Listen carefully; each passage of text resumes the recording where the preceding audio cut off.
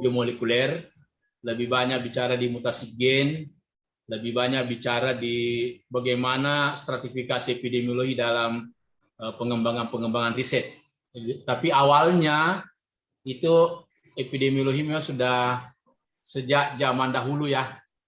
Kita lihat sejarahnya sekitar itu sebelum Masehi, itu milenium sebelum Masehi sudah Cina dan India itu telah mengenal istilah smallpox atau variola ya, semacam cacar.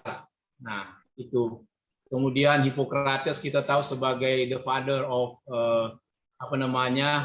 medicine atau bapaknya kedokteran, ini sudah mengkalkulasi bahwa penyakit itu atau kelainan kesehatan itu terkait langsung dengan kontaminasi air, kontaminasi udara dengan tempat tinggal. Jadi sudah ada interaksi antara udara, air dan tempat tinggal. Itu Hippocrates sudah mencatatnya seperti itu. Kemudian Galen juga kita melihat kondisi atmosfer, faktor internal serta faktor eksternal dan faktor predisposisi. Artinya setiap penyakit, setiap kelainan kesehatan yang muncul di masyarakat, maka selalu berpikir bahwa ada faktor-faktor predisposisi atau faktor yang memicu. Nah, nanti dikembangkan lagi pada riset bahwa setiap masalah kesehatan itu ada faktor pemicunya. Nah, kalau kita kembangkan di riset nanti ada semacam moderat variabel atau variabel predisposisi, variabel antara. Nah, itu. Jadi kejadian penyakit atau kejadian masalah kesehatan biasanya juga kita harus analisis pada moderat variabelnya. Kita tidak serta-merta melihat variabel directnya atau variabel langsungnya, tapi ada biasa variabel antara yang bisa memicu maupun bisa menghambat terjadinya suatu penyakit. Nah, itulah yang perlu dianalisis juga supaya kita melihat seberapa besar faktor variabel moderat. Nah, Galen sudah melihat itu bahwa ada faktor predisposisi. Jadi kita bisa bayangkan ilmuwan-ilmuwan dulu itu ya sudah kreativitas berpikirnya sudah jalan memang.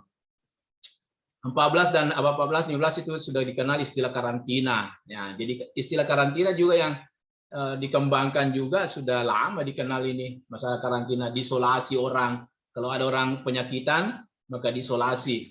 Kenapa diisolasi? Supaya tidak kontak dengan orang lain. Jadi teori-teori kontak terhadap disease, kontak terhadap penularan, itu sudah dikenal sejak zaman dahulu itu. Kemudian Grant juga melihat, sudah menghubungkan bahwa dalam analisis penyakit atau masalah kesehatan itu sudah melibatkan angka-angka, sudah melibatkan aljabar, melibatkan matematika. Nah, itu jadi kita ini memang harus, kita kan sudah banyak belajar mengenai matematika sejak SMA ya, sudah ada. Jadi memang dasar-dasar ini yang dikembangkan. Dulu itu sudah dikenal dengan angka-angka. Kemudian coachnya, saya kira ada teman-teman dokter di sini tahu persis itu apa itu postulat coach ya, mengenai TB misalnya. Kemudian Pasteur mengembangkan teori kontak penularan. Jadi, saudara, Bapak Ibu, teman-teman semuanya, bahwa perkembangan dari masa ke masa, dari waktu ke waktu, memang penyakit ini menarik untuk selalu dianalisis, dan apalagi kita sampai detik ini kita masih berkutat dengan masalah COVID ini, jadi memang analisisnya jalan terus. Nah, kita lihat lagi selanjutnya. Nah, John Snow melihat juga itu. Jadi John Snow termasuk orang yang dianggaplah bapaknya epidemiologi ya, karena beliau ini mati muda sebelumnya. Kalau saya tidak salah ingat cuma 30-an atau 40-an umurnya saja meninggal beliau. Tapi di dalam umurnya yang singkat itu berhasil menorehkan berbagai macam sejarah epidemiologi, karena analisisnya misalnya terhadap hipertensi misalnya termasuk. Kemudian John Snow juga melihat kontak-kontak penularan di masyarakat. Nah, termasuk epidemi kolera yang berhasil beliau pecahkan dari aspek epidemiologinya. Jadi, nah inilah maksud kita bahwa ada orang yang pendek umurnya tapi banyak dia buat ya. membuat namanya menjadi legend. Jon Snow itu termasuk legend di EPID ya. Nah, jadi beliau ini termasuk hebat ini karena pemikirannya tetap dipakai sampai sekarang. Kemudian berkembang usaha vaksinasi. Nah, vaksin-vaksin ini kan sebetulnya pemberian vaksinasi termasuk upaya pencegahan ya. Upaya pencegahan meskipun di dalam teori apa namanya 5 level of prevention atau 5 tingkat pencegahan itu vaksinasi masuk pada tingkat 2 ya, secondary prevention. Nah, kemudian analisis wabah. Kita tahu bahwa pemberian vaksin itu kan sebetulnya ya kuman, ada yang dilemahkan, ada yang dimatikan. Nah, persoalannya adalah kapan kuman dimatikan dan kapan kuman dilemahkan, dimasukkan dalam tubuh. Kalau memang kumannya, virulensinya tinggi, atau ekspansinya tinggi, maka itu dimatikan. Untuk merangsang pertahanan antibodi kita mengenal, hanya dia tahap pengenalan. Kalau kumannya boleh dibilang virulensinya rendah atau sedang-sedang saja, maka itu hanya dilemahkan. Jadi kumannya dilemahkan. Jadi vaksinasi itu berkembang. Itu sudah lama itu. Nah, sekarang lagi hangat-hangat tentang vaksinasi. Kemudian terakhir penggunaan metode EPID pada penyakit keracunan. Nah, EPID juga masuk pada penyakit-penyakit yang tidak menular, misalnya keracunan. Kemudian masuk kepada epidemi kanker misalnya. Nah, keracunan juga kan nanti ada 2 penyebab.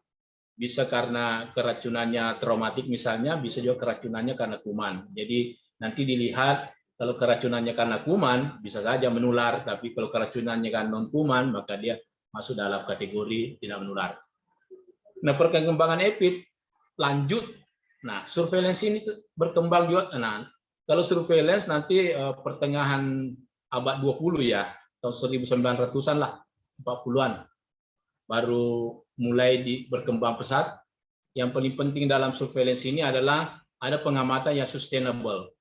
Jadi teman-teman kalau nanti coba melakukan nanti pemetaan data, misalnya dengan cara melakukan pengamatan yang berulang dan itu tercatat dengan baik, maka itu dianggap sebagai peristiwa surveillance. Nanti siapa tahu ada risetnya nanti yang terkait langsung dengan surveillance nantinya. Nah, tapi kalau pengamatannya hanya point time, pengamatannya hanya sesaat, hanya tiba-tiba, waktu-waktu, tempo-tempo, maka itu bukan surveillance namanya, itu hanya survei biasa saja. Jadi tolong Bapak-Bapak, Ibu-Ibu membedakan yang mana survei, yang mana surveillance.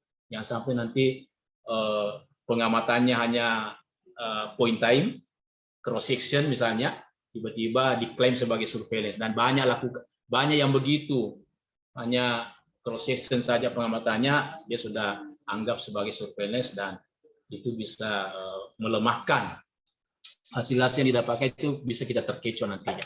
Next. Nah, public health-nya kita lihat, kita sudah tadi EPID, sekarang kita masuk public health, maka disebutlah sebagai fondasi tadi, the foundation of public health. Jadi epidemiology is the foundation of public health. Usaha-usaha masyarakat terorganisir. Jadi public health sudah masuk pada komposisi organisasi. Jadi sudah ada organisasi di situ di dalamnya. Dan ada tujuannya misalnya dalam pencegahan, dalam promosi, ya kan? Kemudian dalam public health juga kita kenal dengan ada teori 5 level misalnya 5 tingkat pencegahan, di mana ujung-ujungnya rehabilitasi. Rehabilitasi masuk dalam tingkat pencegahan, bayangkan itu. Jadi memang luas sekali cakupannya di public health karena bukan cuma promosi saja, tapi sampai pada rehabilitasi. Nah, kalau orang rehabilitasi biasanya pemulihan. Nah, itu juga masuk dalam konteks public health. Kenapa? Karena kalau tidak direhabilitasi maka bisa berimplikasi lagi pada komplikasi misalnya. Kalau tidak direhabilitasi maka bisa berimplikasi pada meningkatnya penyakit-penyakit kronis bisa berlanjut. Itu yang dimaksud dengan public health dengan skop yang luas. Nah, di sini epidemiologi masuk memang menjadi fondasi karena menyediakan nanti data-data yang akurat, memberikan metode pendekatan yang akurat. Nah, itulah sehingga Committee for the Study Future of Public Health tahun 98 itu menganggap bahwa epidemiologi sebagai inti daripada ilmu-ilmu kesehatan masyarakat. Next. Okay.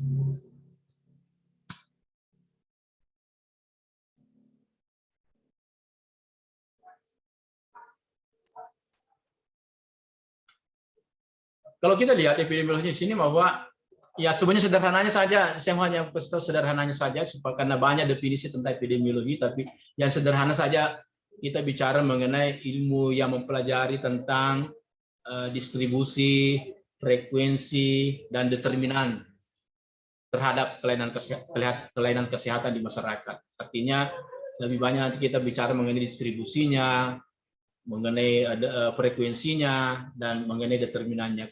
Kenapa penting itu? Karena ketiga faktor itu, faktor penyebarannya, faktor angka kejadiannya, dan faktor penentunya atau faktor determinannya, itulah yang mendasari nanti kejadian-kejadian masalah di kesehatan di masyarakat. Nah, jadi cabang ilmu untuk menganalisis sifat dan penyebarannya masalah kesehatan dalam suatu penduduk, serta mempelajari sebab. Nah, sebab di sini terbagi dua, bisa menjadi kausa, bisa menjadi faktor risiko. Nah, timbulnya masalah serta gangguan kesehatan untuk tujuan pencegahan dan penanggulangannya. Saya kira-kira begitu.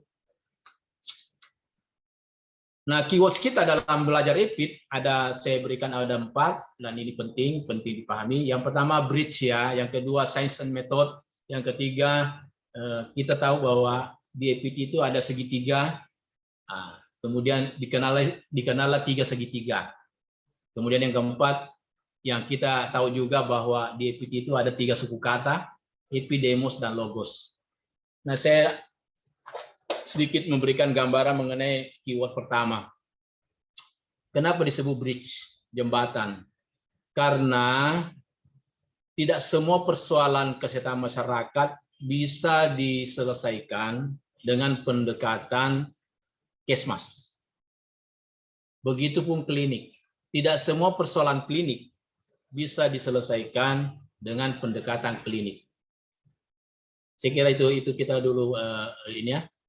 Contohnya, kalau kita lihat persoalan Kesmas misalnya, ada 2 orang bertetangga, semua variabel Kesmas sama, miskin sama, pendidikannya rendah sama, ya kan? Umurnya juga relatif sama. Semua variabel Kesmas, itu kan variabel Kesmas semua itu, status gizinya juga sama, pekerjaannya juga sama. Nah, kalau sederhananya begini, kenapa di rumah yang satu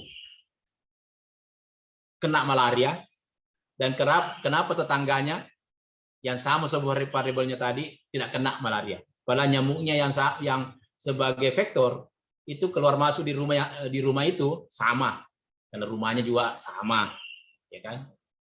Maksudnya rumahnya kan pakai AC angin cepat misalnya, jadi terbuka, jadi nyamuk keluar masuk. Nah, Kesmas bisa angkat tangan di situ.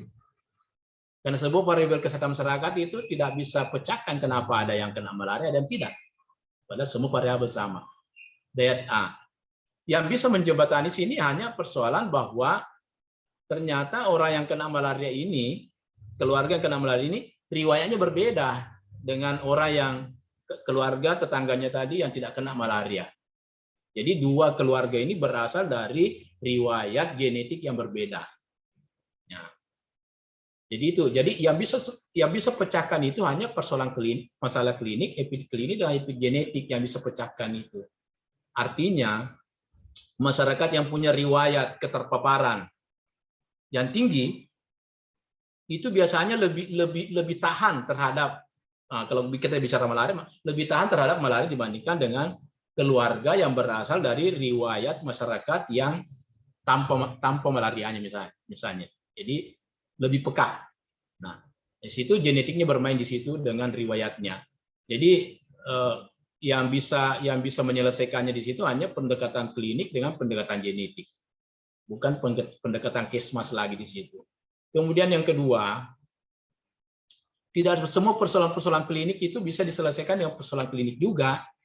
harus dengan pendekatan kesmas, ya kan? Misalnya di rumah sakit itu kalau kita lihat ya, kenapa ada orang-orang di rumah sakit misalnya, ya penyakitnya cenderung berkelanjutan. Padahal sebetulnya kalau riwayatnya orang-orang yang terkena ini sama saja. Nah, ternyata di situ ada persoalan kesmas terlibat. Misalnya ada variabel kesehatan lingkungan di situ, ada variabel-variabel pencahayaan, ada variabel ini. Jadi klinik tidak bisa pecahkan itu. Tapi yang bisa memecahkannya adalah pendekatan kesehatan masyarakat. Jadi EPID di sini berfungsi menjembatani karena teman-teman di klinik banyak dibantu oleh pendataan yang akurat dari aspek epidemiologinya. Teman-teman di klinik banyak dibantu dengan pendekatan stratifikasi masalah dengan angka-angka kesakitan, angka kematian, dan angka kesembuhan misalnya dengan pendekatan epikliniknya. Begitupun teman-teman di Kesmas, ya kita sudah bicara tadi bahwa Kesmas memang fondasinya lebih banyak daripada epidemiologi. Nah, itu keywords pertama. Keywords kedua, science and method.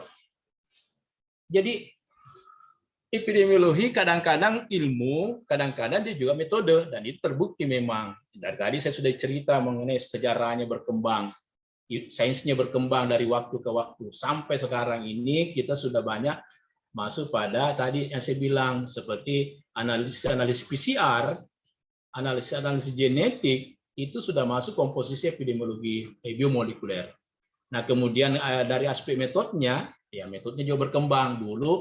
Dulu cross-sectional, chi-square itu begitu metodenya.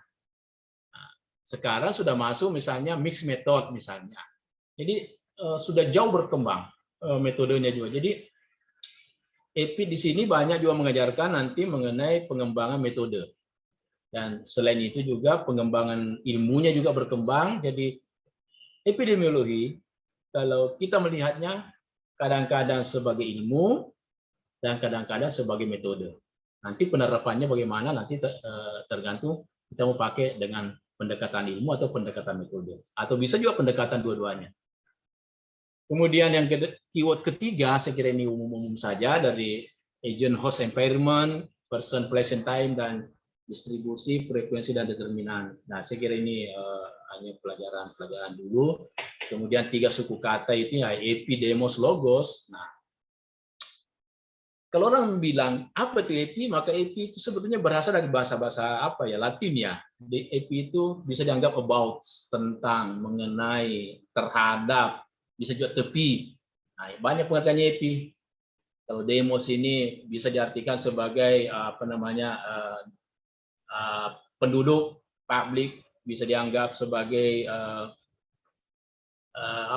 komunitas masyarakat misalnya. Jadi demos ini bisa diartikan sekelompok orang. Jadi banyak artinya demos loh ini.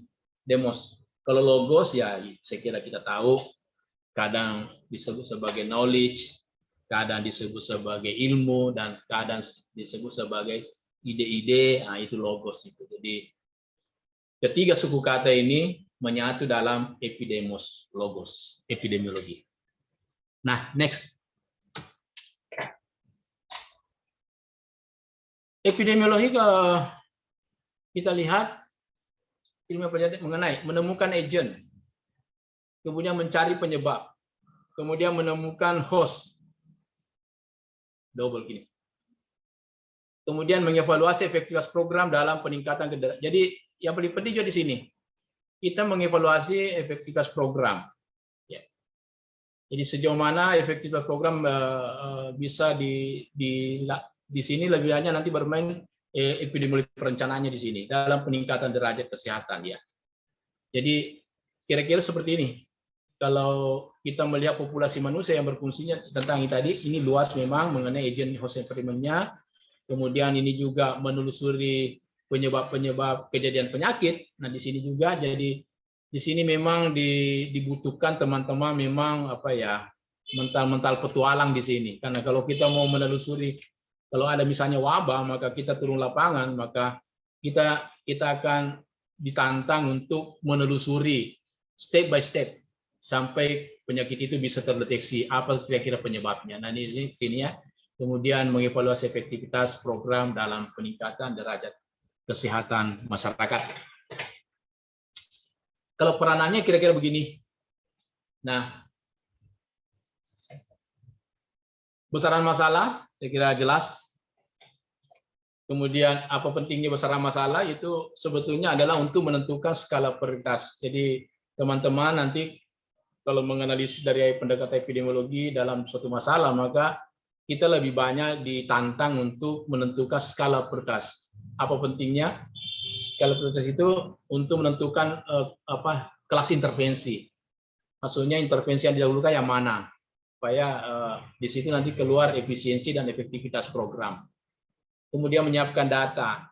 Data ini kan sebetulnya penting, itu bahasa Latin juga itu data ya. Datum, berasal dari kata datum. Kalau di Indonesia kan itu fakta, jadi data sama dengan fakta. Apa pentingnya? Untuk melihat perencanaan, program, evaluasi, dan skala prioritas.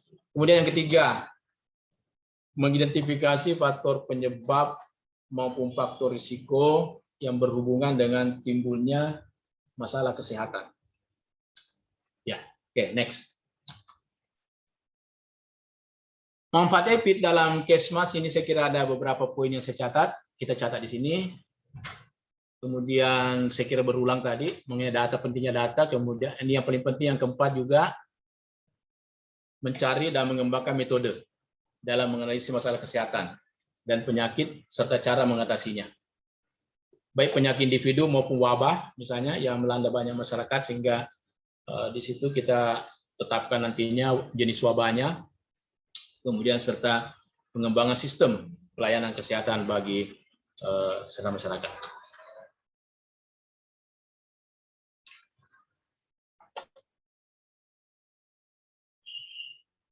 Oke. Ini tantangan kita dunia modern epidemiologi ya. Ada 11 yang tercatat di sini. Jadi semua yang saya ambil ini dari textbook ya. Jadi saya catat sesuai dengan kami ambil textbook. Yang pertama, ini tantangan kita ke depan ini. Penerapan biologi molekuler. Yang kedua, peningkatan perhatian pada isu etik.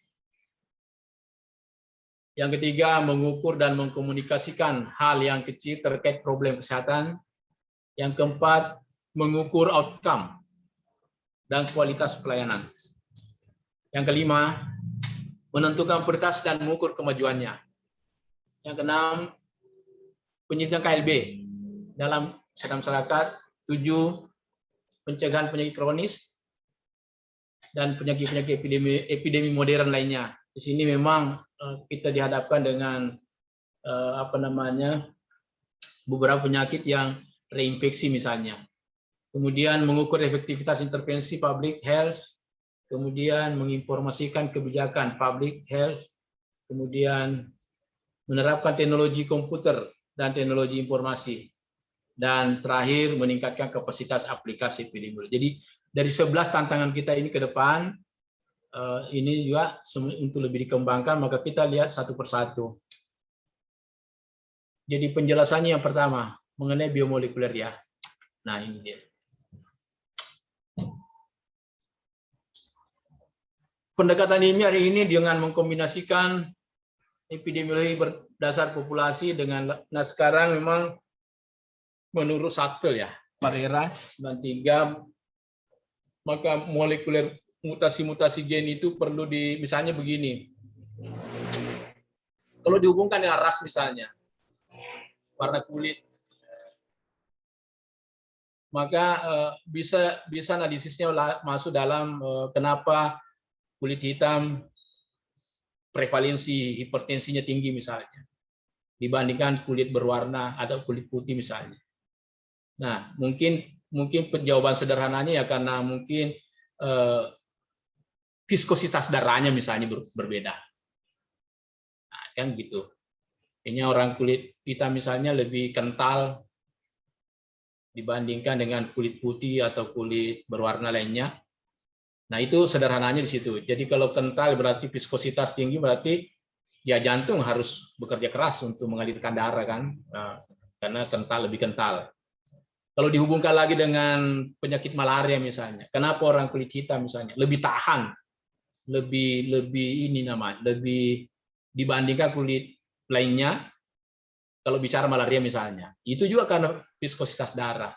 Artinya Plasmodium bisa tidak leluasa bergerak dibandingkan dengan darah di kulit putih atau itu ternyata pengamatan sederhananya sampai di situ.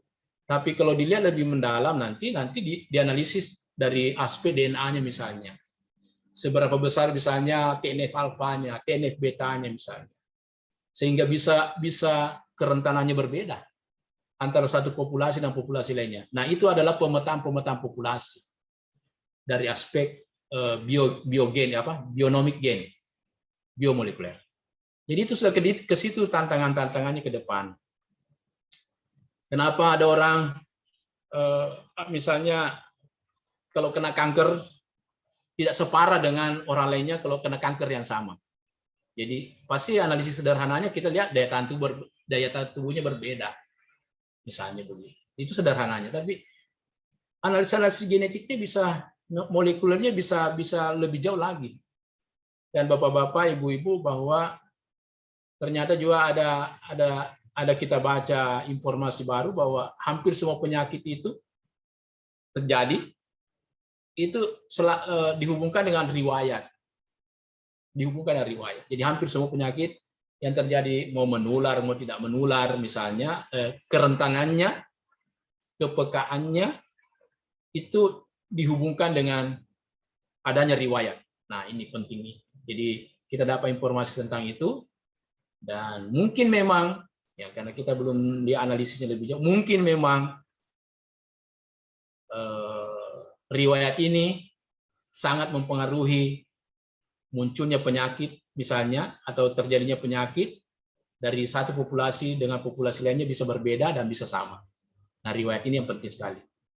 Nah, kalau sudah bicara riwayat, maka kita juga bisa masuk dalam analisis gen misalnya, analisis DNA-nya misalnya. Jadi itu sudah tantangan kita ke depannya adalah penerapan biomolekuler. Kemudian nanti mungkin terapi-terapi juga sudah masuk ke situ. Terapi gen misalnya. Terapi yang berbasis molekuler misalnya. Jadi ke depannya kita akan berhadapan dengan situasi-situasi seperti itu. Kemudian epidemiologi molekuler tidak boleh hanya dilihat sebagai satu disiplin ilmu, tapi dilihat meningkatkan pengukuran paparan, efek atau kepekaan. Kemudian teknik DNA typing telah terbukti berguna dalam mengidentifikasi struktur molekuler penyakit atau paparan yang menyebabkan kepekaan terhadap penyakit atau paparan.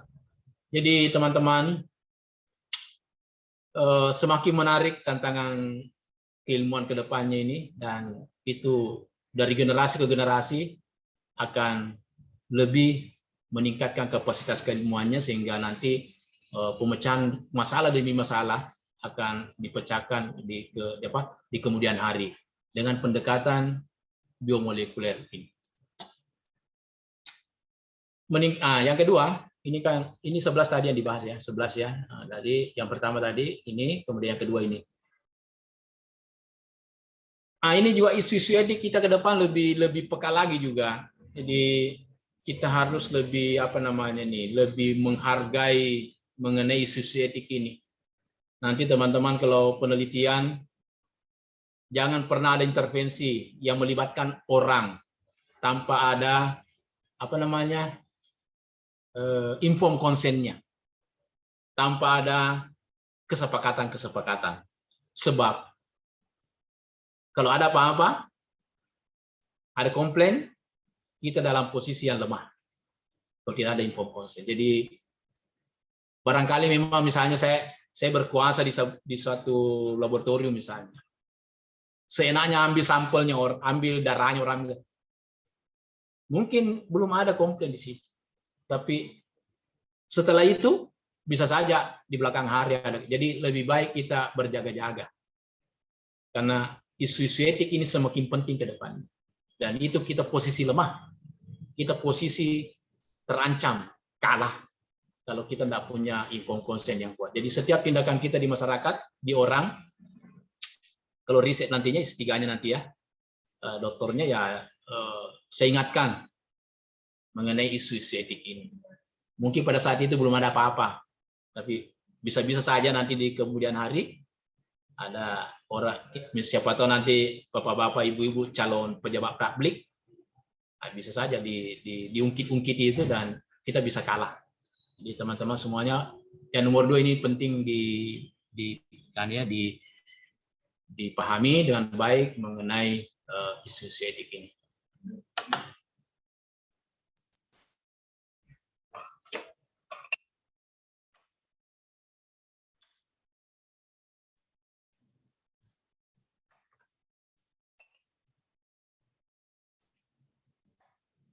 Suara saya masih kedengaran, Pak Rawan? Masih, Prof. Oke, baik. Yang tidur nah. Saya yang pote-pote sini baru situ tidur. Waduh, mati saya. Tidak, Yang tidur nah kayaknya. Iya, godo. Harga orang yang jual obat ini. Oke. Baik. Next.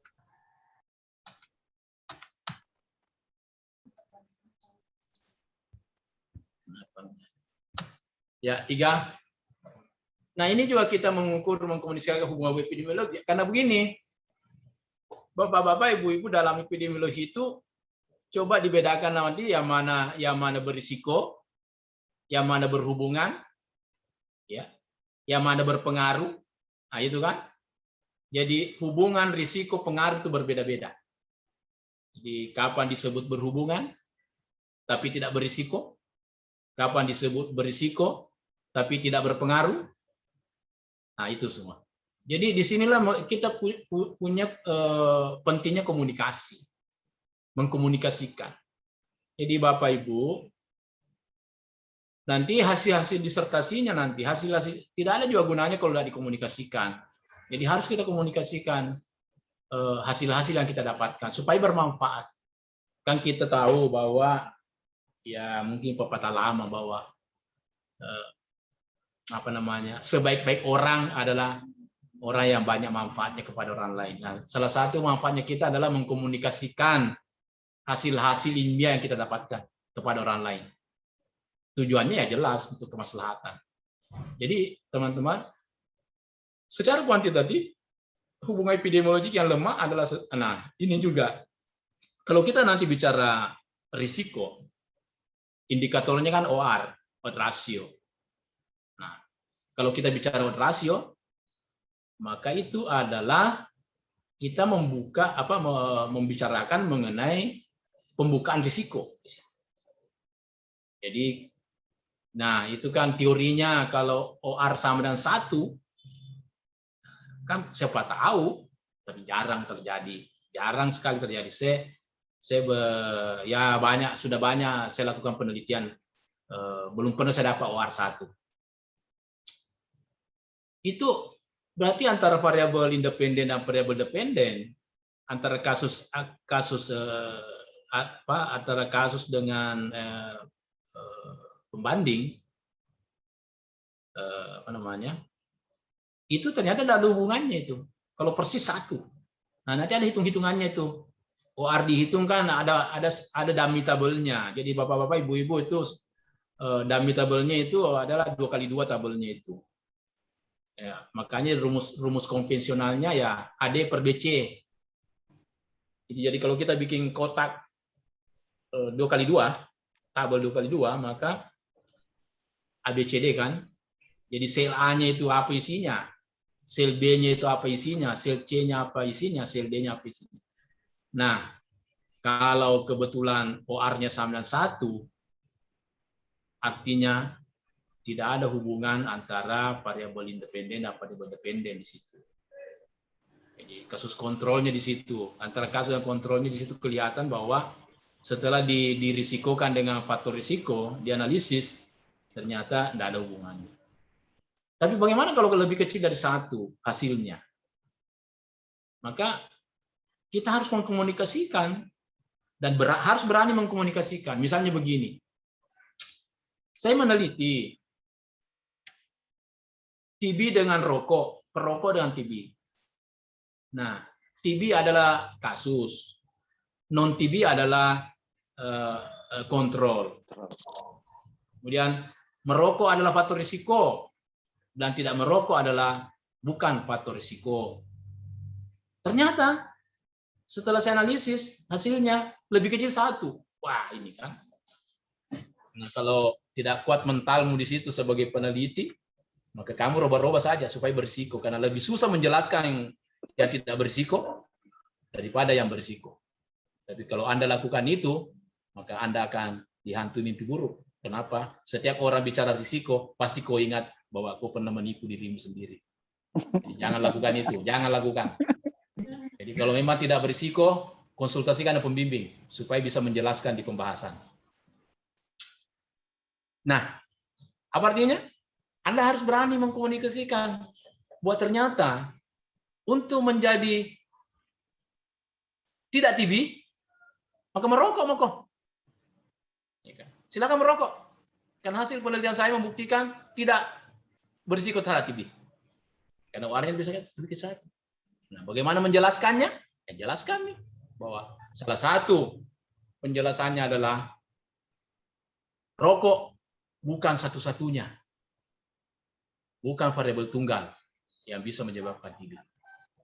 Ya, bisa saja tadi karena riwayatnya, memang riwayatnya TB. Bisa juga karena memang ini dia tidak merokok sebetulnya, tapi kenapa TB? Mungkin asap dapurnya karena dia punya kesenangan masak-masak yang pakai ini. Banyak hal bisa dibicarakan di situ. Jadi bapak-bapak, ibu-ibu, kemampuan kita lah yang perlu mengkomunikasikan hubungan-hubungan itu. Nah, kalau hubungan saja, maka kita mengkomunikasinya bahwa sesuatu yang berhubungan belum tentu searah.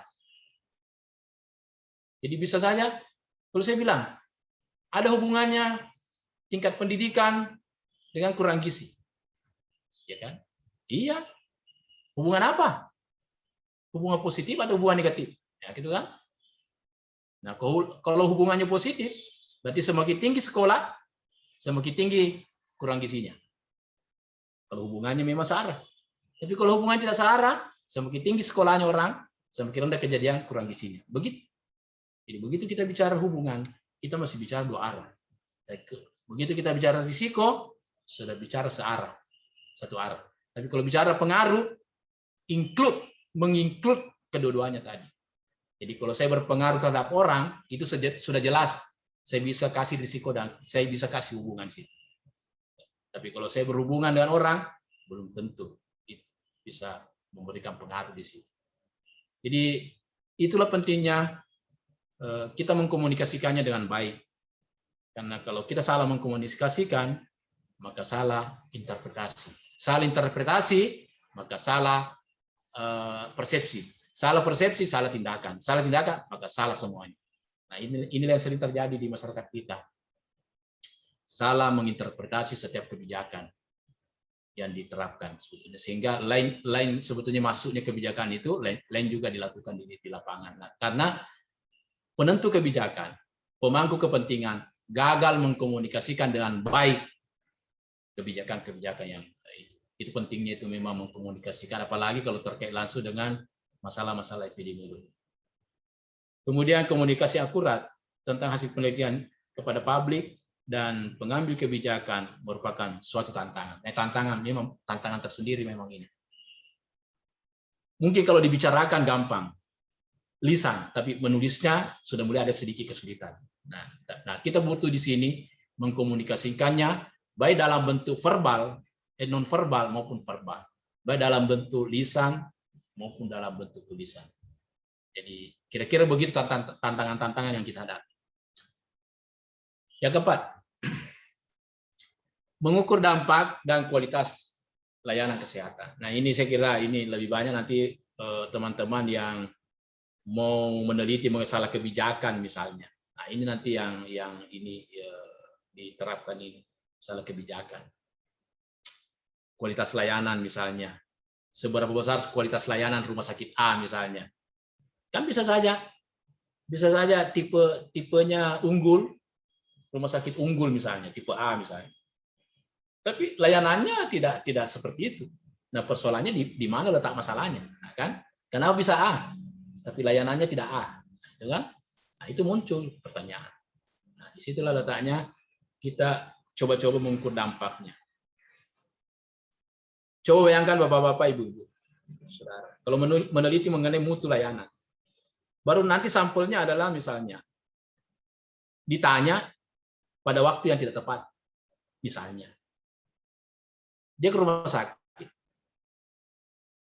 mengantar keluarganya yang sakit, di tempat parkir dia dibentak oleh tukang parkir, mungkin karena salah meletakkan motornya atau kendaraannya, dibentak.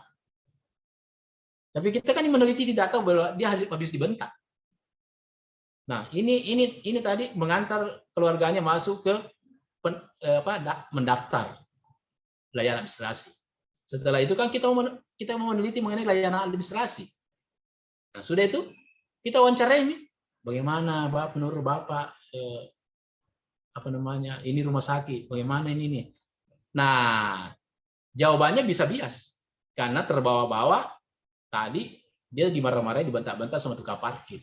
Jadi ini pentingnya kita juga nanti melihat situasinya pada saat pengambil data supaya kita betul-betul bisa melihat kualitas layanan kesehatan. Belum lagi masalah-masalah lainnya. Ya, jadi teman-teman, tantangan-tantangan kita nanti melihat situasi lapangan. Memang kalau mau rekayasa sih ya semua baik-baik saja, tapi kalau kita masuk ke wilayah yang lebih dalam, maka kita akan dapatkan berbagai macam kelemahan-kelemahan. Dan dari situ kita bisa analisis. Ya. Maka perubahan sistem pelayanan kesehatan akan membutuhkan keahlian dan keterampilan pelaksanaan pelayanan. Menurut buku The Pure Health Profession Commission tahun 95, sudah lama ini tetap kita menjadikan sebagai tantangan ke depannya.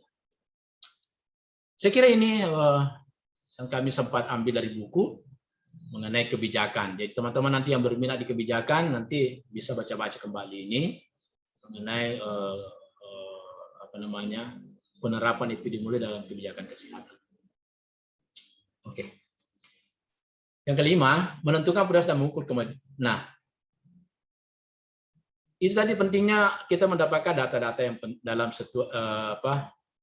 mengamati situasi, sebab salah satu outcome yang kita mau dapatkan dari itu adalah menentukan skala prioritas. Jadi dengan analisis data yang bagus, kita bisa menentukan outcome-nya, bahwa ini yang pertama lakukan dan seberapa besar dampaknya kalau kita tidak lakukan, itu dianalisis lagi misalnya. Jadi mengukur kemajuan yang sesuai dengan target yang ditentukan telah menjadi hal yang sangat esensial dalam menetapkan tujuan. Nanti teman-teman yang berminat di sini bisa nanti memperdalam dalam risetnya nanti tentang kebijakan kesehatan.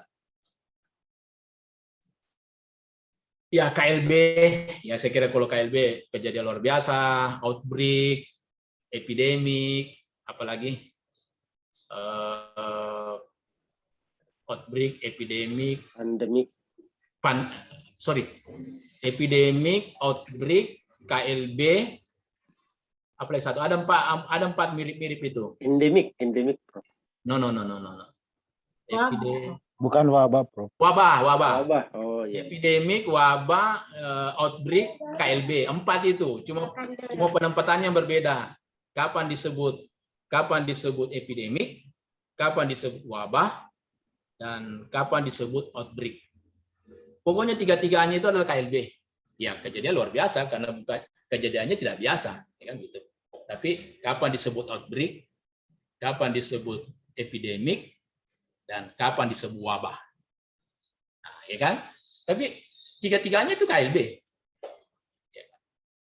Nah, kalau tadi Bapak bilang pandemi, ya oke lah, kita masukkan dalam satu kejadian yang membedakan pandemi dengan wabah itu kan hanya karena pandeminya itu tidak mengenal batas-batas negara kejadiannya.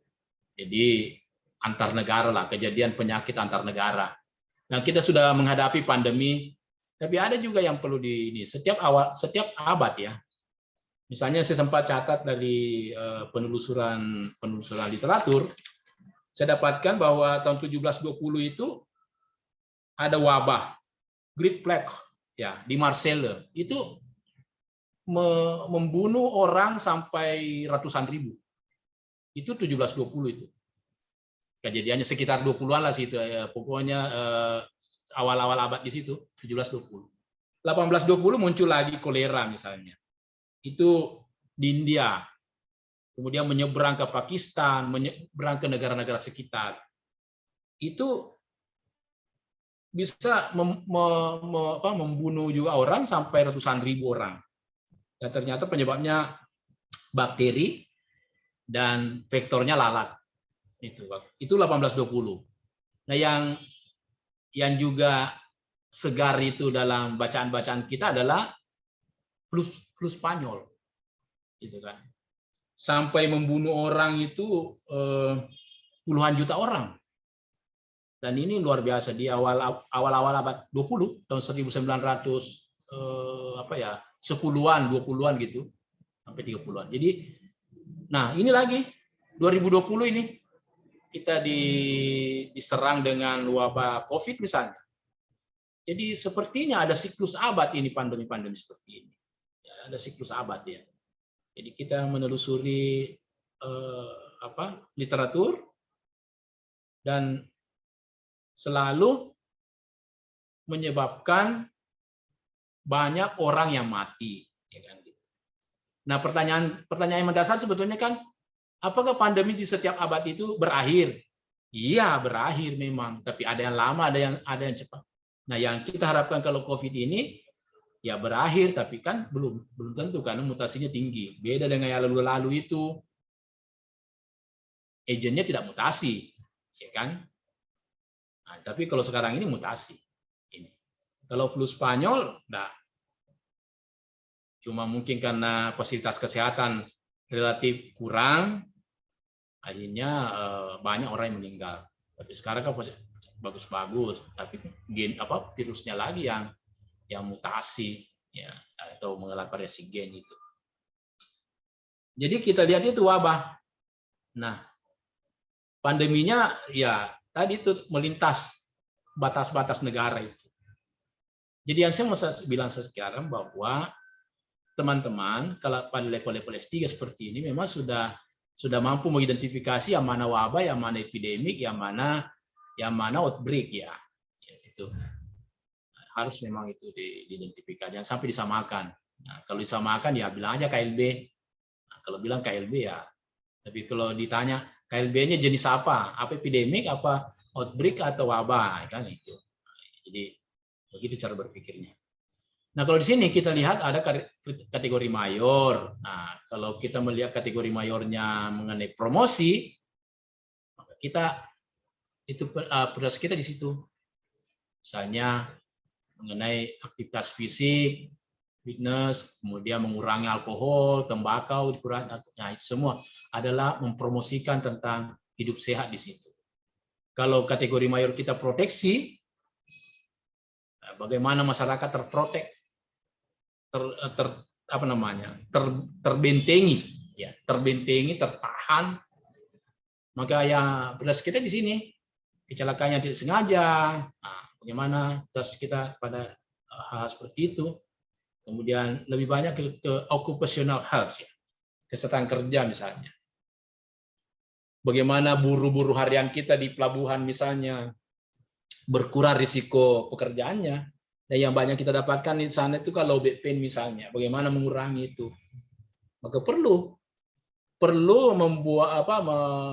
memberikan pemahaman kepada buruh bahwa kalau kau memikul karung begini gayamu. Karena kalau kalau cara pikul karungmu seperti ini maka risiko low BP-mu tinggi sekali. Misalnya, nah itu namanya proteksi kesehatan. Kemudian kalau kategori mayor kita adalah pelayanan preventif, maka prioritas kita ada di sini. Sudah menyangkut pada disease seperti ini, seperti ibu anak, jantung dan stroke, diabetes, infeksi, ya. Nah yang terakhir itu kalau kategori mayor kita surveillance, maka paling penting adalah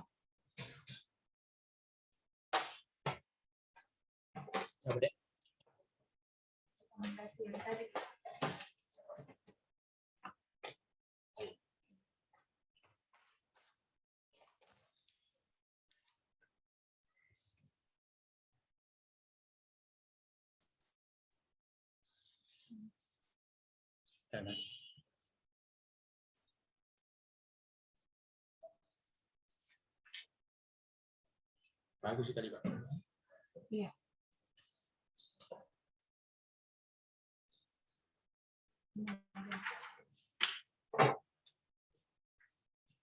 Oke, sorry ada sedikit gangguan. Ya, jadi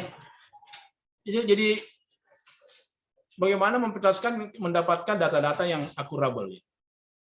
Bagaimana mendapatkan data-data yang bisa dipertanggungjawabkan. Sebab kalau kita mau mendelivery atau menyebarluaskan data, mendiseminasi, maka pastikan bahwa data yang Anda mau diseminasi itu adalah data-data yang bisa dipertanggungjawabkan. Nah, ini sekarang kan problemnya media sosial sekarang ini kan, kalau ada misalnya orang kita terima berita meninggal, kita kan tidak ini langsung share. Kenapa? Kita mau disebut sebagai orang yang pertama men-share. Padahal ternyata itu orang cuma sekarang belum meninggal. Itu sering terjadi itu. Kalau kita dapat berita-berita langsung kita share supaya di grup-grup supaya dianggap kita orang pertama yang men-share. Ada itu. Nah, itu juga penyakit itu sebetulnya. Penyakit itu semacam bukan disease ya, tapi semacam sick syndrome pada pengguna media sosial. Dia mau disebut sebagai the first delivery. Dia mau disebut sebagai orang pertama yang mendelivery informasi. Padahal dia tidak ada akurat, belum di cross check apa betul atau tidak.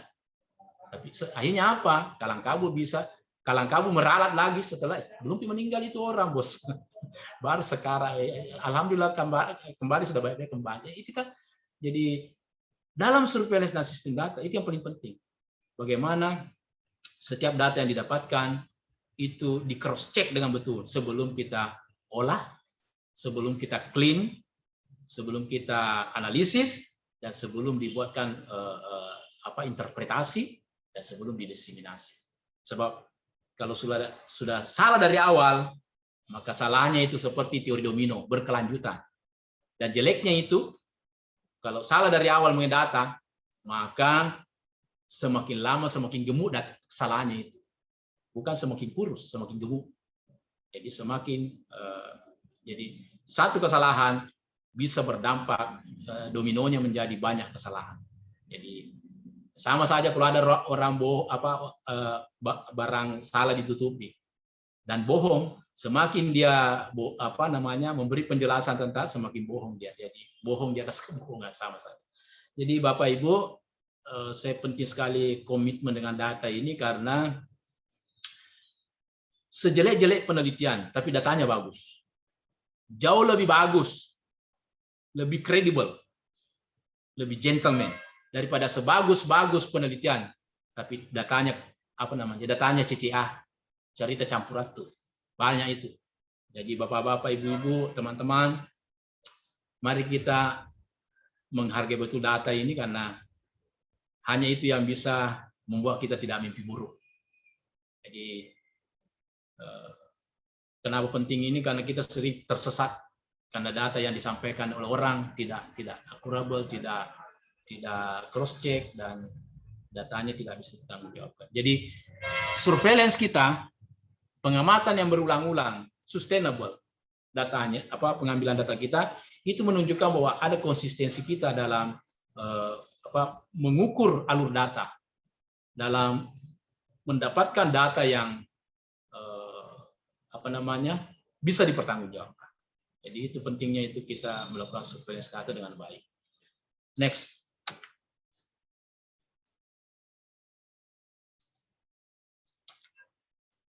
Mencegah penyakit kronis ya. Penyakit kronis kan sebetulnya tidak habis-habis juga. akhirnya Indonesia sekarang kan boleh dianggap sebagai negara yang bukan lagi double beban, tapi triple band sekarang.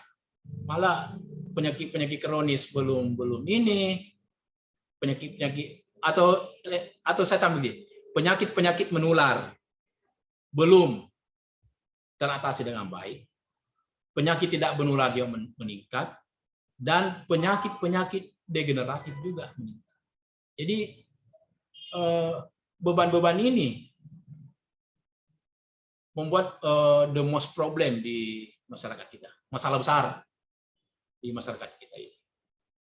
Nah, kita berusaha melihat bahwa belum lagi kita dapatkan penyakit-penyakit kronis yang eksaserbasi akut misalnya.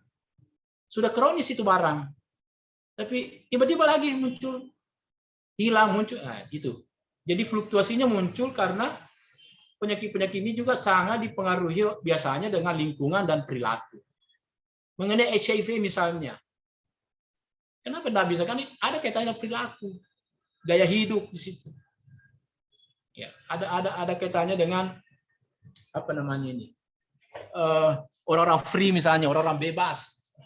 Makanya ada pernah kita bilang, ada pernah kita baca, semakin longgar kehidupan masyarakat, semakin gampang kena penyakit-penyakit seperti ini. Nah, apa betul atau tidak, maka kita bisa lihat nanti. Makanya di masyarakat adat misalnya, yang relatif lebih ketat, kurang penyakit-penyakit seperti ini. Tapi masyarakat yang longgar, itu lebih condong prevalensi meningkat penyakit-penyakit yang terkait dengan seperti ini. Kenapa juga? Karena ada kaitannya dengan behavior, perilaku dan masyarakat. Kemudian kita juga melihat tingginya tekanan hidup misalnya. Itu terkait langsung dengan suicide dan homicide misalnya. Bunuh diri. Apa bedanya bunuh diri dan pembunuhan? Suicide dan homicide? Kalau pembunuhan berarti orang lain yang lakukan. Dan ada korbannya. Tapi kalau bunuh diri, dia sendiri yang bunuh dirinya. Tidak ada orang lain. Jadi, mengapa bisa begitu? Karena itu juga terkait dengan masalah-masalah tekanan atau stressing ya. Ada tekanan kehidupan. Ada beban hidup. Jadi, Bapak-Bapak, Ibu, tingginya angka penyakit seperti ini juga sangat terkait dengan fluktuasinya lingkungan, fluktuasinya gaya hidup, fluktuasi ekonomi, jadi multivariabel penyakit seperti ini. Nah, yang ke-8, kita coba melihat dampak intervensinya kita. Evaluasi epidemiologi dari intervensi terhadap masyarakat diperlukan dengan menggunakan model. Ya, jadi teman-teman juga nanti siapa tahu nanti disertasinya ada kaitannya pemodelan. Ya. Jadi model-model yang mau dibuat, ada model yang mau diuji coba seberapa besar pengaruhnya. Kita kan sudah diskusi minggu lalu mengenai kira-kira disertasinya kayak apa. Nah, saya dapat gambaran bahwa ada teman-teman juga nanti akan membuat model-model misalnya. Misalnya bagaimana mengatasi stunting. Mungkin ada nanti modul dibuatkan. Dan modul ini bisa dianggap sebagai satu model yang bisa diterapkan sehingga stunting bisa dikurangi misalnya. Nah, itu salah satu intervensi kita dalam mengukur dampak dalam ekosistem masyarakat. Jadi, saya kira itulah yang penting dilihat dalam pemodelan nantinya. Nah, kalau modelnya nanti model pemetaan, itu dengan menggunakan misalnya GIS, Geographical Information System, itu nanti lebih banyak formulasinya di komputer. Tapi kalau modelnya tadi dalam bentuk modul-modul, ya nanti ada semacam buku modul, diuji coba, nah, kemudian ini bisa menjadi disertasi karena dianggap baru, karena belum ada sebelumnya misalnya. Jadi, begitu kira-kira cara berpikirnya. Inilah sederhananya model implementasi. Jadi teman-teman kalau memang nanti ada semacam itu mau dilihat, Maka kira-kira tahap-tahapnya seperti ini. Ada 4 tangga ini mau dilewati ini. Yang pertama itu bagaimana basically-nya kita mengumpul data yang betul-betul bisa tadi yang saya bilang bisa dipertanggungjawabkan. Kemudian mengidentifikasi faktor-faktor apa saja yang terlibat dan yang bisa dianalisis. Kemudian kita kembangkan dengan tes-tes intervensi. Kemudian yang terakhir implementasi. Nah, jadi tangga-tangga ini dilewati dengan baik. Dan dari itu nanti akan lahir suatu karya ilmiah dan karya ilmiahnya juga bisa menjadi disertasi. Teman-teman kalau berminat di situ nanti kira-kira 4 tahap ini harus dilewati dengan baik. 9, mengenai kebijakan tadi kita sudah bicara juga di awal-awal mengenai kebijakan. Kemudian yang paling penting bahwa sebetulnya pemangku kepentingan kebijakannya bisa dianggap bertanggung jawab kalau evidence based, ada data yang dipakai. Ada data yang dipakai untuk mengambil kebijakan. Misalnya data mengenai perbaikan imunisasi di wilayah kerja, kepala dinas misalnya. Maka harus punya data yang akurat mengenai jumlah bayi yang ini, kemudian ketersediaan zat imun misalnya vaksin dan orang-orang lapangan yang bekerja betul-betul bekerja dengan baik, itu harus ada datanya supaya pemangku kepentingan betul-betul bisa mengukur sejauh mana implementasi program dilakukan dengan bisa dipertanggungjawabkan. Jadi kira-kira begitu cara berpikirnya ya.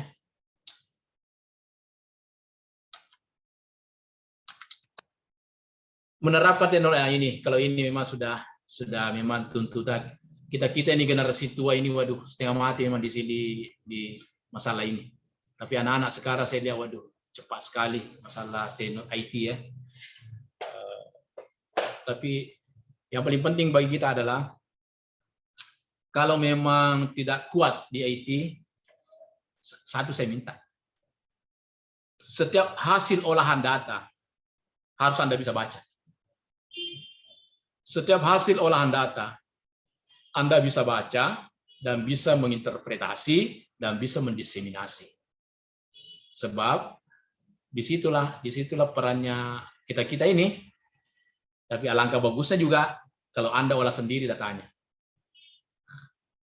Sekarang sudah mau cari apa, mau epinat, mengenai pemetaan masalah gizi, kurang gizi, apa segala macam dengan lengkap.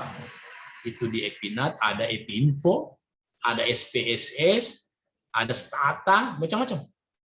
Dan itu ada semua di FKM itu. Teman-teman adik-adik itu pintar-pintar itu. Jadi kalau mau belajar sama mereka, ya silakan. Adik-adik itu pintar-pintar semua itu. Stata, SPSS, pokoknya dia Pak GIS, luar biasa semua itu. Jadi dengan penguasaan seperti itu, kita bisa mengolah data dengan baik. Tapi yang paling penting tadi, data yang kita sediakan, data yang bisa dilakukan. Karena IT itu hanya instrumen. Jadi kalau sampah yang masuk, sampah juga yang keluar. Jadi data yang paling penting data bagus. Kalau datanya bagus masuk, maka data diolah dengan baik, maka hasilnya juga akan bisa dipertanggungjawabkan. Tapi kalau datanya sampah, sampah juga nanti akan keluar. Jadi, itu yang paling penting. Terakhir, meningkatkan kapasiti dalam aplikasi. Jadi seberapa besar nanti kapasitas kita dalam mengaplikasikan ini semuanya. Sekarang kan kesehatan kerja juga ada okupasional epidemiologi, environmental epidemiologi, nutritional epidemiologi. Jadi kalau di situ masalahnya, maka sejauh mana kita mengimplementasikan epidemiologi sebagai metode di situ, ya kan? Metode. Jadi metodenya adalah misalnya metodenya di nutrition. Nah, di situ kan epinat yang banyak dipakai instrumennya untuk menganalisis variabel-variabel yang terkait dengan status gizi misalnya. environmental epidemiologi misalnya. Di situ sejauh mana GIS dimanfaatkan, Geographical Information System, untuk pemetaan-pemetaan. Yang mana daerah rawan, yang mana daerah berisiko tinggi, high risk, yang mana low risk, yang mana medium risk misalnya. Kalau dia high risk, apa saja yang harus dilakukan supaya kesehatan masyarakat di situ bisa terselamatkan lah istilahnya. Nah, begitu cara berpikirnya ya. Jadi mengimplementasikan kapasitas aplikasi epidemiologi di semua bidang-bidang Kesmas. Nah, jadi kapasitas dalam kesehatan masyarakat itu nanti ada 3 hal umum, misalnya kebutuhannya apa, ketenagaannya apa, dan pelatihan-pelatihan apa saja yang bisa dilakukan untuk meningkatkan aplikasi. Bapak Ibu, teman-teman yang saya hormati, saya akhiri ya udah ini. Silakan kalau ada yang beri tanggapan 5-10 menit, dan saya kembalikan ke ketua kelas. 2 ketua kelas ya, ketua kelas kerjasama dengan ketua kelas reguler. Silakan.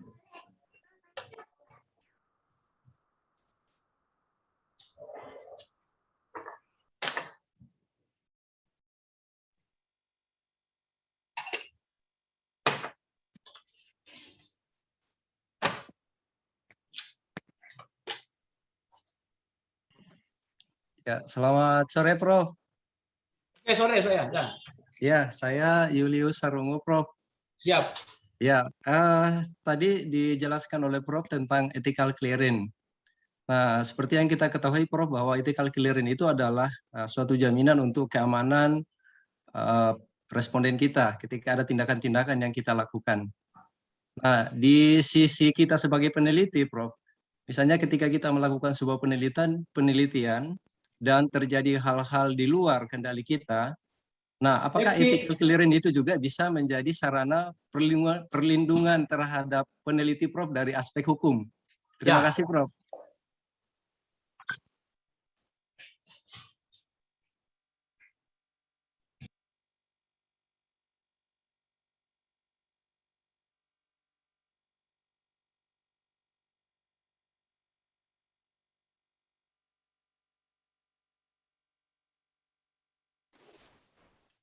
Termute. Oh ya, tadi ethical clearance itu penting sekali karena menghindari tadi saya bilang, supaya kita bisa bekerja dengan baik. Belum lagi masalah hukumnya. Ya, ada juga kan masalah adatnya misalnya, bisa juga masalah hukum, masalah adat. Jadi begini, penelitian apalagi yang menyangkut orang ya, karena binatang saja sebetulnya ada etikanya. Etikanya untuk kalau mau diteliti misalnya. Apalagi kalau orang. Nah, teman-teman kan nanti pada prinsipnya teman-teman nanti risetnya kan menyangkut orang, ya kan? Seperti stunting misalnya kan orang nanti yang akan jadi responden atau jadi sampel misalnya. Belum lagi yang masuk ke laboratorium misalnya mengambil darah. Ya. Saya dulu Pak 4 kali saya ambil darahnya orang 1 tahun. Setiap 3 bulan. Jadi betul-betul itu ethical clearance-nya tinggi sekali, informed consent-nya tinggi sekali. Karena kalau ada yang keberatan, saya bisa bermasalah. Jadi betul-betul, nah disitulah letaknya ada pendekatan dengan baik kepada sampel kita, responden kita, sehingga nantinya tidak tertutup kemungkinan bahwa ada orang misalnya, ya namanya juga kita ini, siapa tahu ada orang yang tidak suka misalnya, ya kan? Ya tidak tertutup kemungkinan, mungkin teman-teman Tonji misalnya, adakah istilah siri tanda tak mampu misalnya toh, jadi ya cari kaki jalan. Kita bisa di clearing nantinya situ. Jadi prinsipnya saya berharap sekali Anda mau riset nanti betul-betul perbaiki ethical clearance-nya. Makanya sudah ada dari fakultas kan ada. Tapi nanti di masyarakat juga harus ada. Di fakultas nanti ada surat ininya. Dikasih memang jangan sampai terlupakan itu. Ya kalau aman-aman saja ya alhamdulillah, tapi kalau ada apa-apa ya kita bisa bermasalah dengan hukum. Jadi ada kaitannya dengan hukum Pak, karena memang ada peraturannya mengenai ethical clearance. Terima kasih Pak Ilis, bagus tanggapannya Pak Ilis. Ya, oke. Iya, saya Prof. Iya, Pak Nasruddin ya, silakan. Iya, terima kasih Prof. Saya lanjut dengan pertanyaannya Pak Julius tadi mengenai ethical clearance. Misalnya nanti ini rencana kita mengambil penelitian di laboratorium, Prof. Apakah memang ini di ethical clearance berbeda dengan informed consent? Karena kalau kita melihat informed consent yang kita lakukan kan biasa kalau kita melakukan tindakan operasi itu Prof, berbeda karena ini kita anggap sebagai pasien. Nah, apakah Ya. ini sama penelitian kita anggap sebagai subjek penelitian? Jadi Ya. mungkin informasinya juga akan berbeda Prof. Nah, tadi Prof katakan di awal kuliah itu bahwa ini tidak kuat. Nah, bagaimana supaya ini ethical clearance yang kita atau informed consent yang kita buat ini sudah cukup bagus sehingga jika ada masalah di kemudian hari ini betul-betul kuat Prof. Berbeda dengan informed consent yang di rumah sakit yang memang kita dibawahi dengan SPO rumah sakit. Kalau kami kan subjek penelitian ini tidak ada SPO yang kami buat Prof. Ya. Saya kira itu Prof. Saya kira betul itu bahwa memang ethical clearance penting. Itu kan sebetulnya kalau informed consent kan hanya kesepakatan. Kita buat kesepakatan bahwa ibu bapak bersedia menjadi responden saya, bersedia ini. Tapi kalau sudah menyangkut ethical clearance itu sudah menyangkut perlakuan. Ada perlakuan di sini misalnya darahnya mau diambil 1 cc apa ya untuk dilihat golongan darahnya apanya itu sudah masuk pada tingkat etikal. Nah, itu kan diatur nanti ada diatur di fakultas dan ada juga diatur di rumah sakit atau di instansi. Iya, Yang paling penting pertama itu dulu informed consent dulu. Karena itu dasarnya itu responden kita. Mengenai ethical clearance nanti ada namanya protap ya. Apa namanya itu? Prosedur SOP. Ada SOP-nya kan? Nah, di rumah sakit itu sudah diatur masing-masing di SOP. Kalau itu sudah dilakukan tidak ada masalah lagi. Tapi yang paling penting ada pengantar dari fakultas ethical clearance-nya, kemudian kalau memang di masyarakat nanti orangnya harus ada informed consent-nya, ya kan? Karena jangan sampailah ya cuma berjaga-jaga saja, karena ya bisa-bisa kan kita kena masalah nantinya. Karena memang peraturan itu. Ya. Iya, Prof. Oke. Terima kasih Pak Nasruddin. Prof. Ya, Pak Kasman. Ya. Baik, terima kasih Prof. Mungkin kaitannya juga Prof dengan ethical clearance. Saya rencana penelitiannya nanti Prof intervensi dalam hal penanggulangan vektor DBD pada larva Prof. Nah, apa pada jentik Prof? Jentik. Iya Prof. Jadi apakah nanti tetap saya kalau melanjutkan rencana penelitian ini tetap melakukan ethical clearance Prof? Karena intervensinya bukan pada manusia. Saya kira kalau enggak aja kalau ini. Enggak aja. Cuma yang terkait langsung dengan manusianya ini. Etika clearance-nya. Tapi saya kira teman-teman di laboratorium paham itu ya. Paham itu seperti kalau kita misalnya marmut yang kelinci apa tuh kan ada etikanya juga itu. Ya ada etikanya itu ya. Iya makanya karena dulu pernah mempublish penelitian di laboratorium, akhirnya diminta kode etiknya Prof. Saya bilang apa perlu ya ini karena kan bukan pada manusia. Kode etik itu hanya maksudnya kode etik di situ hanya diminta semacam legal standingnya saja bahwa dalam penelitian itu kemudian siapa yang tanggung jawab ada tanda tangan di situ Pak Lurah Pak Desa kayak sebenarnya persyaratannya yang penting sebetulnya. Iya. Oh iya, legal understanding-nya di situ. Berarti tidak seribet ya kalau nanti pada manusia, Prof. Oke. Iya, terima kasih, Prof. Oke, masih ada waktu 5 menit. Masih ada, silakan. Saya, Prof. Ya, silakan. Ya, Ibu Rita ya, silakan. Iya, terima kasih, Prof. Nah, saya cuma menanyakan ini, Prof, yang kalau PSP, Prof, apakah memang itu bagian yang tidak bisa dipisahkan dari informed consent? Karena kadang-kadang juga ada penelitian yang dia tidak ini kan PSP-nya langsung ke informed consent itu, Prof. Apanya? Informed consent sebenarnya dengan yang bersangkutan. Tapi kalau ethical clearance-nya dalam bentuk administrasinya. Yang kaitannya dengan yang PSP yang persetujuan setelah penjelasan kan biasa juga banyak itu yang kayak di penelitian terutama kalau di mahasiswa kami itu lebih banyak memang langsung ke informed consent. Padahal kan biasanya kalau kemarin tuh biasanya riset-riset kita Ibu Rita, kita bedakan PSP dengan informed consent kan? Iya, maksudnya itulah saya mau tanyakan Prof. Apakah memang PSP itu harus selalu ada di informed consent sebelum informed consent, Prof? Informed consent kan sebenarnya persetujuan. Persetujuan antara objek dengan subjek. Nah, kalau memang PSP isinya itu ya sama aja kan? Ya, isinya apa isinya PSP-nya itu? kan Ya, biasanya kontennya sama. iya. Nah, kontennya sama. Kalau konten sama tidak masalah. Cuma ethical clearance ini tadi itu yang terkait dengan administrasi hukumnya apa? Administrasi yang terkait dengan tata laksanaannya itu tadi supaya di belakang hari tidak terjadi apa-apa, ya kan? Tapi nanti kalau sudah mau turun ke lapangan itu harus ambil dulu surat ethical di fakultas. Harus ada surat ini, ada surat pengantarnya lah. Oke. Ya, baik. Terima kasih, Prof. Terima kasih, Bu Rita. Bu Rita dari mana? Dari Poltekkes Kendari, Prof. Kendari. Oh, Iya. Kendari. Ya, oke, mantap. Pak Nas tadi dari mana, Pak Nas? Pak Nasruddin Nawir?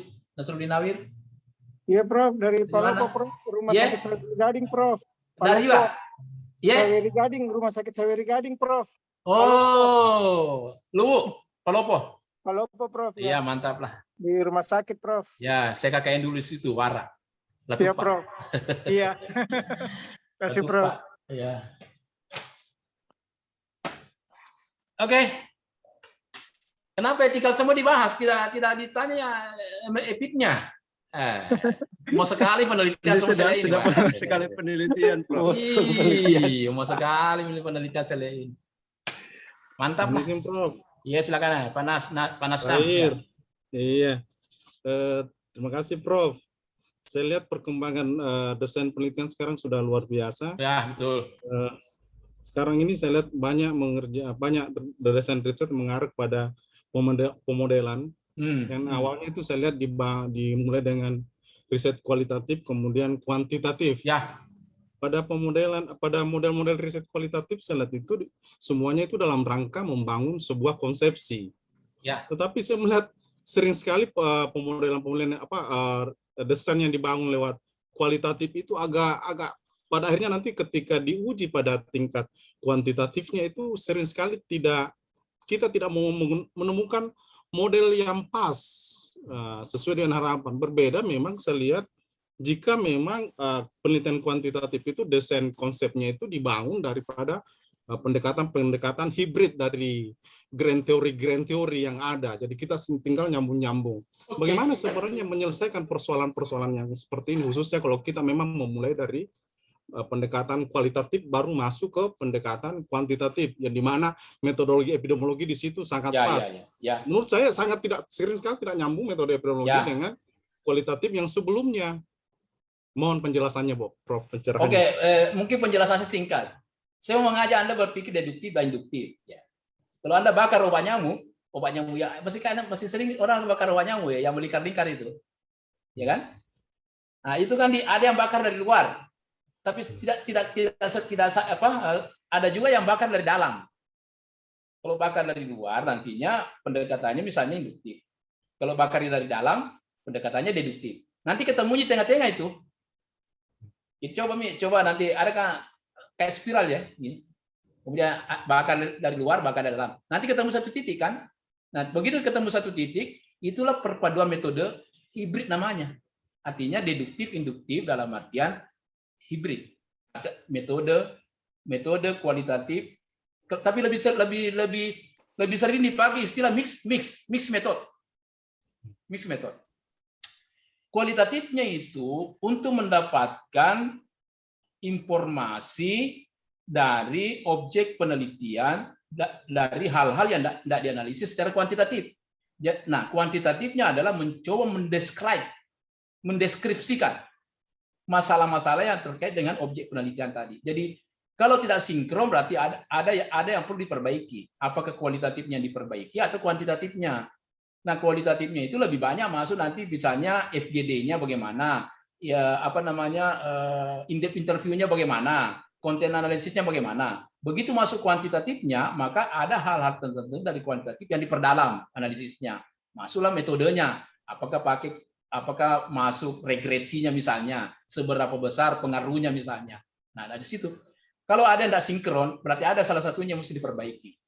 Tapi rata-rata saya uji itu sinkron, yang saya uji. Rata-rata yang saya ada teman-teman yang mix method ambil disertasi, rata-rata sinkron. Baru-baru ini lagi ada ujian S3 ini, siapa namanya dari Kendari ya. Ibu Rahma ya, dari Mandala Waluya. Itu sinkron dia, mixnya. Jadi saya kira tadi kalau ada yang didapatkan Pak Sam ya, Pak Nasruddin Sam ini yang tidak sinkron, berarti perlu dielaborasi, barangkali ada yang perlu diperbaiki, kuantitatifnya atau kualitatifnya. Sebetulnya ini kan sekarang kan sebetulnya penelitian lebih banyak sinerginya pada dulu kan kita tidak kenal istilah mix, tidak ada dulu. Zaman saya tidak ada istilah mix, tidak ada istilah mix dulu. Nah, itu membangun satu desain yang kira-kira kalau ada yang tidak didapatkan di kuantitatif bisa didapatkan informasinya di kualitatif. Begitupun kalau ada hal-hal di kualitatif yang perlu dikuatkan, maka dianalisis dan kuantitatifnya. Misalnya kalau indeks interview bilang, berpengaruh itu key informant. Key informant kan informan kunci terhadap penyembuhan. Sampai di situ titik. Tapi seberapa besar pengaruhnya mesti dikuantitatifkan. Ya kan? Kalau masa kita mau bilang saja sangat berpengaruh, kurang berpengaruh. Berpengaruh enggak begitu. Enggak begitu. Karena di statistik itu hanya dua kata, berpengaruh atau tidak berpengaruh, signifikan atau tidak signifikan. Tidak ada istilah bilang sangat bermakna. Salah itu istilah sangat bermakna. Tidak ada istilah sangat bermakna. Istilahnya hanya bermakna atau tidak bermakna. Titik. Jadi kalau Anda pakai alfa 0,05, begitu lebih besar dari 0,05 tidak bermakna. Begitu di bawah 0,05 bermakna saja. Tapi ada bilang 0,001 sangat bermakna, tidak bermakna saja. Jangan bilang sangat bermakna. Kalau saya bilang sangat-sangat ini bagaimana nih? Ya kan?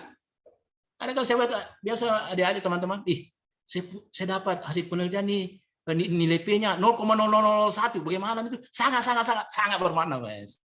Bilang saja bermakna titik, selesai. Nah, ada tuan juga, saya hampir tidak bermakna, Prof. Kenapa? Karena bagaimana caranya 0,0449 hampir nih tidak bermakna. Apa nama? Pokoknya bermakna itu. Begitu deh. Lebih kecil sama 0,05 titik. Begitu, Bos. Jadi, nah, kalau sudah begitu kita harus memang elaborasi dalam kuantitatif. Karena istilah berpengaruh, seberapa besar berpengaruhnya, nanti di mana poin-poinnya berpengaruh. Kan gitu. Nanti kalau ada yang tidak sinkron, mesti ada yang diperbaiki. Mesti ada yang diperbaiki. Dielaborasi apakah kualitatifnya atau kuantitatifnya. Jadi kalau teman-teman berminat mix, maka kira-kira cara berpikirnya begitu.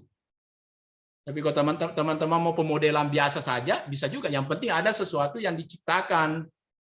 Nah, kalau ada sesuatu yang diciptakan, nanti kita lihat di kebaruannya. Oh, iya, oke, aman. Teman-teman banyak saya lihat bikin model-model. Ada juga anak bimbingan saya tahun lalu tuh pemodelan juga dibikin.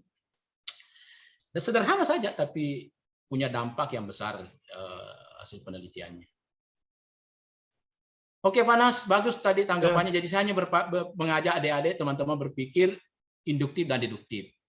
Karena kalau induktifnya membangun, dua-duanya membangun konsep. Dua-duanya juga akan mendiseminasi. Dua-duanya akan mendiseminasi. Jadi kalau saya kasih gambaran, bakar obat nyamuk yang spiral itu, kemudian ada bakar dari luar, bakar juga dari dalam, ketemu satu titik itu, tengah-tengah biasa ketemunya. Nah itulah yang disebut mix method. Jadi dipakai kuantitatif dan dipakai kualitatif. Baik, Prof. Terima kasih. Oke, makasih. Bagus tanggapannya tadi, karena memang bisa saja sering kondak sinkron, kan gitu. Oke, kalau ada, terima kasih. Sudah jam 6 waktu Ambon. Sudah kemudian saya akhiri. Terima kasih atas perhatiannya dan saya akhiri dengan ucapan selamat sore. Assalamualaikum. Jaga kesehatan semuanya ya, karena virus COVID ada di sekitar kita. Terima kasih, Bro. Ya, kasih, Bro. Kasih, Bro. Sehat selalu. Saya live ya. Ya, Prof. Makasih, Prof. Assalamualaikum. Salam. Kan tunggu. Ya, teman-teman kelas kerjasama jangan lupa hari ini kumpul ya tugasnya. Ya, Pak Ketua, sementara proses, on proses. Kita kelas reguler Kita tidak perlu ada panduan baku ya, model baku. Pokoknya sesuai selera lah. Yang penting memenuhi tugas. Sesuai dia yang diminta, Prof. Iya. Kita demokrat Pak Kasman. Yang penting ada nama. Demokrasi sih. Nama Demokratis. tugas. Iya. Pak Ketua, berarti tugas Prof ini Senin kita kumpul ya? Tidak. Lewat WA hari ini. Nanti hari Senin itu melalui sekolah, karena tadi malam saya cek Prof belum membuat ininya semacam sistemnya di sekolah. Mata kuliahnya kan harus dibangun. Ya, kita kirim 2 kali. Kirim hari ini. Batas Senin sekolah. Hari ini lewat WA. sekolah. Hari Senin kita sekolah. Itu. Kelas kerjasama kirim lihat WA-nya, grup kerjasama dengan Prof. Sama kirim nanti malam, besok libur, Senin di sekolah. Ya, betul.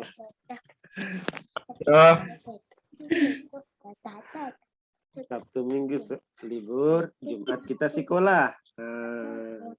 Ibu Rizka Besok libur bagi yang sudah kirim tugasnya Prof ini, yang belum melanjutkan. Itu lain lagi ceritanya. Lanjutkan Pak. tugasnya Prof Ridwan, Pak. Ya, Oh iya. banyak tugas ini. Batasnya pengiriman 2359. Ada tugasnya Prof Ridwan, tugasnya Prof Alimin.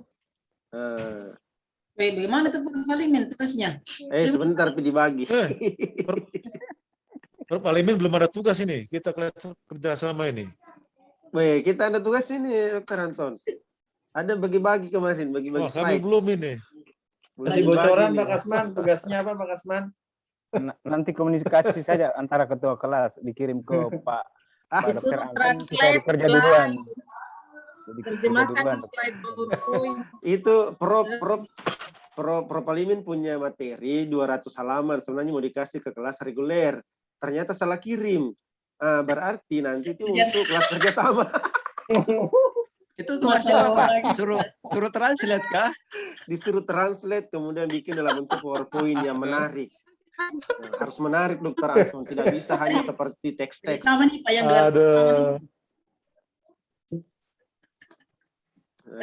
Oh my goodness.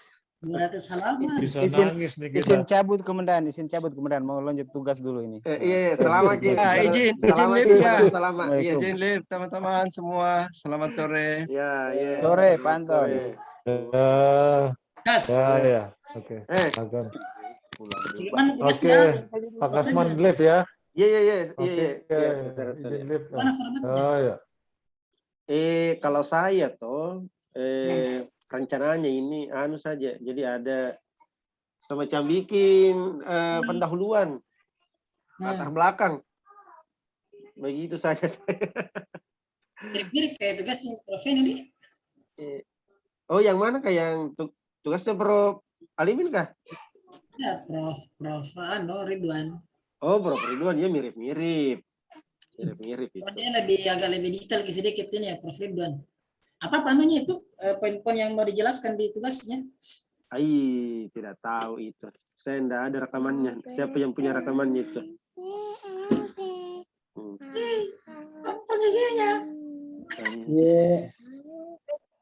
Apa umurnya itu Kak, paling tua? 5 tahun. Yang kedua adanya? Yang kedua adanya 3 tahun. Oh, mamanya. Iya, yang pertama mirip mamanya.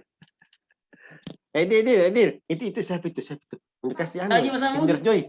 Cepat. Oh, mana tahu bahasa Banjar ya tahu. Itu. Ada Kinder Joy itu Kinder Joy. Oh, Kinder Joy. Oh, pulang kampung itu. Iya, Pak sama dia. Tugasnya Prof ini dikumpul lewat langsung ke WA-nya Prof ini atau ke grup apa itu LR itu hari? Ke grup saja Pak Kasman, di grup ini seminar. Oh iya, di grup saja di grup mata kuliahnya. Ya betul. Ya bagus juga begitu. Karena saya kayak kasihan Prof ini kalau dikirim satu-satu ke WA-nya. Iya, biar gampang diperiksa. Ya, cocok. Iya. Cocok nih. Begitu saja. Iya, Jadi makasih, nama Pak Asman. nama filenya nama, NIM, dan Ya. tugas. Ini Nah, formatnya nama Ya. NIM. Nama NIM saja atau tugas Nama NIM. satu. Tugas tugas satu. 1. Nah, begitu nih.